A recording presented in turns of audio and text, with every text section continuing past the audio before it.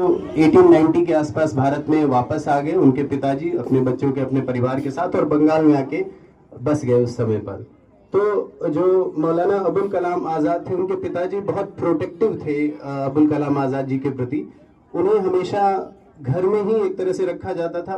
कोई पाएगी घर में ही उनके कोई ऐसा एक्सपीरियंस नहीं है। भले ही वो हमारे एजुकेशन मिनिस्टर थे, नॉलेज उनके पास थी, उन्होंने सेल्फ स्टडी करके और अपने फॉर्मल एजुकेशन सिस्टम के अंतर्गत स्टडी करके नॉलेज नहीं प्राप्त की थी, लेकिन नॉलेज उनके पास बहुत ज्यादा थी और इतना फेम उन्होंने हासिल कर लिया था कि सरोजनी नायडू जी, स्वर कोकिला सरोजनी नायडू जी ने उनके बारे में कहा था कि जब मौलाना अबुल कलाम आज़ाद पैदा हुए थे तभी वो 50 साल के हो गए थे।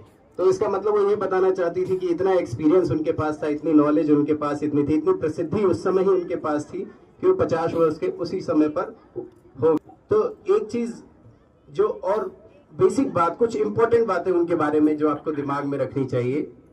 सबसे पहली यह है कि मौलाना अबुल कलाम आज़ाद यंगेस्ट कांग्रेस प्रेसिडेंट थे। 1923 में जब उन्हें कांग्रेस का प्रेसिडेंट बनाया गया तो उनकी एज 35 इयर्स थी, 35 वर्ष।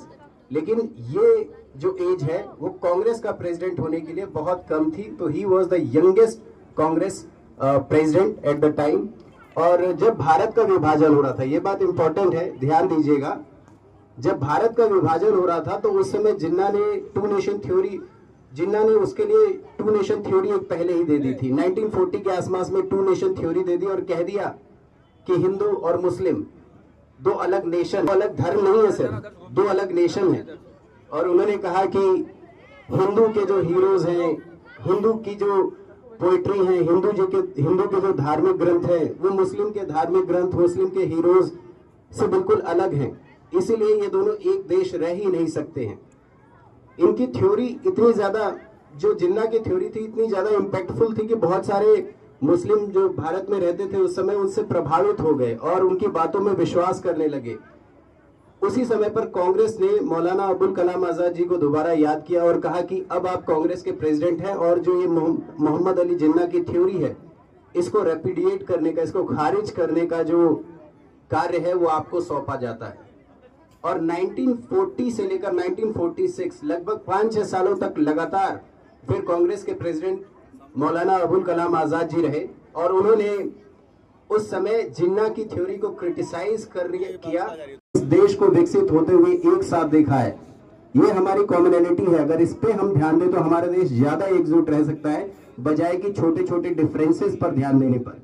और अगर इन डिफरेंसेस पर हम ध्यान देते रहे तो उन्होंने ये बात स्पष्ट तौर पर कही मौलाना अबुल कलाम आज़ाद ने कि अगर हम इन डिफरेंसेस पे ध्यान देते रहे तो मैं कह देता हूं कि पाकिस्तान आज एक देश बन रहा है, लेकिन यहाँ पर कुछ समय बाद जो बांग्ला भाषी लोग हैं वो कहेंगे कि ये हमारा देश नहीं है, हमें दूसरा देश चाहिए। बलोची लोग कहेंगे कि ये हमारा देश नहीं है, हमें दूसरा देश चाहिए। पख्तून लोग कहेंगे कि हमें ये हमारा देश नहीं है, हमें दूसरा देश चाहिए।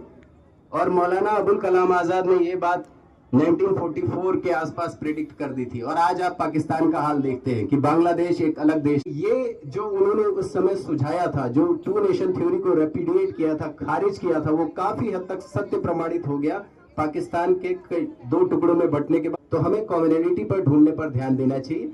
एजुकेशन के बारे में बात करें तो यस, एजुकेशन मिनिस्टर पहले हमारे थे, आज़ादी के बाद उन्हें पहला एजुकेशन मिनिस्टर हमारा बनाया गया। 1958 तक वो इसी पोजीशन पर रहे। इस दौरान उन्होंने आईआईटी की स्थापना में इम्पोर्टेंट रोल प्ले किया, यूजीसी की स्थापना में इम्पोर्टेंट रोल प्ले किया। उन्होंने भारत में फ्री एंड कंपल्सरी एजुकेशन का clause DPSP, directive principles of state policy में जुड़वाने पर इम्पोर्टेंट रोल प्ले किया। तो भारत के एजुकेशन के विकास में उनका एक महत्वपूर्ण रोल रहा था जो बहुत जरूरी है। एजुकेशन का महत्व इसी से उनका मानना था कि एजुकेशन किसी भी देश की बुनियाद होता है। और बिलीव में बिल्कुल ये एजुकेशन बुनियाद है। हमें से मैंने कई बार सुनता हूँ कि कई बच्चे कहते हैं कि एजुकेशन कोई बहुत ज़रूरी नहीं है। बहुत सारे लोग हैं जिन्होंने बहुत एजुकेशन नहीं प्राप्त की है लेकिन इसके बावजूद वो ऊंची ऊंची पोजीशन पे है। आपका एग्जाम्पल सही है, लेकिन आप ये देखिए कि 99% एजुकेटेड लोग, 99.99% जो एक्चुअली एजुकेटेड लोग होते हैं, जिन्होंने सिर्फ डिग्री नहीं ली है, वो पढ़ा भी है, जो उसके अंदर है उसे समझा भी है, आत्मसात भी किया है, वो लोग अपनी ज़िंदगी में एक रिस्पेक्टेबल लाइफ जी रहे होते हैं, उनके पास एक अच्छी नौकरी या फिर एक अच्छी पोजीशन सोसाइटी में होती है, उनका परिवार उनसे जुड़ा हुआ होता है। जो लोग पढ़ाई नहीं करते हैं, एजुकेशन पर ध्यान नहीं देते हैं, 90% लोग अपनी ज़िंदगी में स्ट्रगल कर रहे होते हैं, परेशान हो रहे होते हैं। और हम इस परसेंटेज को ही अगर ध्यान में रखें और हम ये माने कि पढ़ने से कोई फायदा नहीं होता है, तो आप 90% लोगों की श्रेणी में आने के ज्यादा चांस रखते हैं। आप अपनी जिंदगी के साथ ही गैम्बल, जुआ कभी भी बहुत यूजफुल नहीं होता है। जो जुआ खेलता है वो अपनी प्रॉपर्टी हारता है, अपना परिवार हारता है, अपना जीवन हारता है और जिंदगी भर बहुत परेशान रहता है। तो आई होप हम सभी इस एजुकेशन के महत्व को समझे, एजुकेशन की वैल्यू को समझे, अपने जीवन के साथ जुआ ना खेलें, पढ़ाई सिर्फ करें, सिर्फ बुक्स पढ़ के रट्टा ना लगाएं, उनको समझे, अपने जीवन में उतारें, तो हमारा जीवन एक सफल जीवन होगा। और शायद यही जो मोटिव है वो हमें अपने दिमाग में आज के दिन जरूर ध्यान में रखना चाहिए। इसी के साथ